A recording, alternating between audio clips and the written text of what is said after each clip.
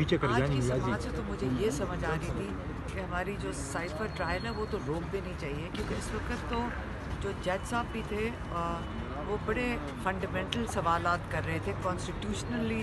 انہوں نے کہا کہ یہ ہماری آئین کی تحفظ کے لیے بڑا ضروری ہے کہ ہم اس کو بہت ڈیٹیل میں اس کو ایگزامن کریں، جو دفعات لگائی گئی ہیں خان صاحب کے اوپر.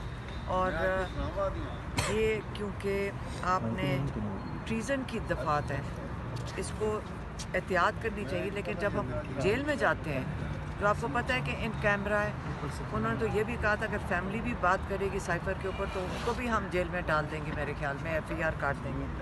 تو یہ جلدی بھی ہے، ان کو 8-8 10-10 وٹنسز کو جلدی لا کے ان کو فارغ کر رہے ہیں. کس چیز کے لیے جلدی ہے؟ ان کو انہوں نے کنوکٹ کرنا ہے. اس کے اندر بدنیتی نظر آ رہی ہے، بالکل بدنیتی نظر آ رہی ہے. آج ہائی کورٹ میں ہمیں یہ تسلی ہوتی ہے کہ وہ بڑے احتیاط اور محتاط کر کے چل رہے ہیں. وہ یہ دفعات کو بھی ایگزامن کر رہے ہیں. اور جو آج پروسیکیوشن جس طرح بات کر رہی تھی اسی سے سمجھ آ رہی تھی کہ میرے خیال میں ان کو بھی نہیں سمجھ آ رہی کہ وہ کر کیا رہے ہیں. اٹارنی جنرل کو بھی نہیں سمجھ آ رہی تھی. اور یہ نہیں کہ میں ان کی کوئی برائی یا ان کو انڈرمائن نہیں کر رہی ہوں، لیکن یہ اتنی ٹیکنیکل چیز ہے. یہ سمجھ آئیے کہ صرف ہمیں نہیں سمجھنا، جو لائرز ہیں، اٹارنی جنرل ہے، پروسیکیوشن ہے، سب کو بیٹھ کے اس کو محتاط ہو کر اس کو استعمال کرنا چاہیے. ایک ایکس پرائم منسٹر، ایک ایکس فارن منسٹر جن کے اوپر یہ چارجز لگائے گئے ہیں، یہ ان کو محتاط ہونا چاہیے.